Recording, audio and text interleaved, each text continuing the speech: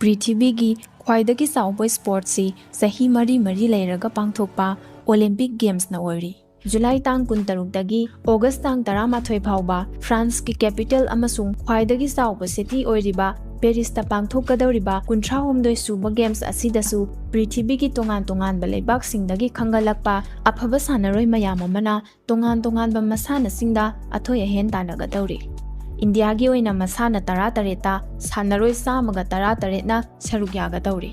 हौखिबा नुमित खरानिगी ममांगदा sports मिनिस्ट्रीना सानरोय सामा 13 अमसुंग support staff सामा 90 finalise तौखिबने। Sports मिनिस्ट्रीना फाइनलाइज तौखिबा सानरोय सामगा 13 असिगी मनुंगदा मणिपुरदगी साइखोम मीराबाई चनु अमसुंग संगलाकपम नीलकांता शर्मा यावरी।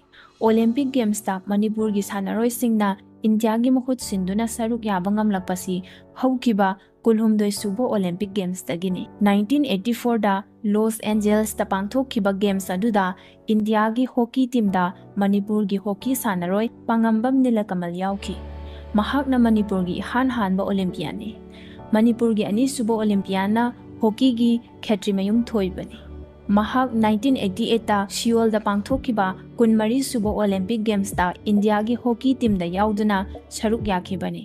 1992 दा बार्सिलोना दा पांगथोकखिबा 13 सुबा अमसुंग 1996 ता एटलांटा दा पांगथोकखिबा 13 सुबो ओलंपिक गेम्स तदी मणिपुर की सानरोय अमता सरुक याबा ngamkhide। अदुबु 2000 दगिदी मणिपुर की सानरोय सिंग लेप्तना सरुक याबा ngamlakli। 2000 की गेम्स ता nganगom Dingku, सौबाम Suresh, TH SanamaCHA Chanu अमसुंग लौरेंबम ब्रोजेसोरी। 2004 दा एथेंस ता पांगथोकखिबा 19 सुबा गेम्स तना नामाइराकपम गुंजरानी अमसुंग TH SanamaCHA Chanu।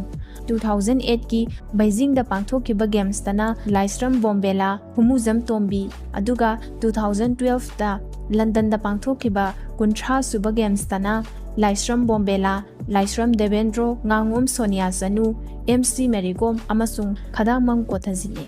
2016 दा ब्राजील दा पांगथोकखिबा 19 सुबा गेम्स तना बोम्बेला देवी खदांगमम कोथजित कांगुजम सिंगलेन सना सुशीला चनु अनुराधा देवी थोकसोम अमसुंग मीराबाई चनु साइखोम।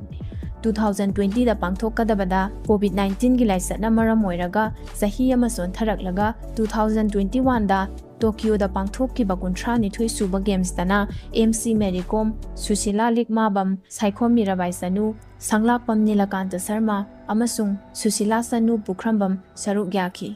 मणिपुर की सानरोय सिंगना इंडिया की महुत सिंधुना ओलंपिक गेम्स ता सरुक याबदा मेडल लौदुना इंडिया की मिंगजत पुरकपा ngambasु यावख्रे। मणिपुर की सानरोय सिंग की मरक्तगी अहानबा ओइना मेडल लौखिबसी MC मेरीकॉम ने। महाकना 2012 ता लंदन दा पांगथोकखिबा 19 सुबा गेम्स ता बॉक्सिंग की मसानदा ब्रोंज मेडल अमा फंगखिबने।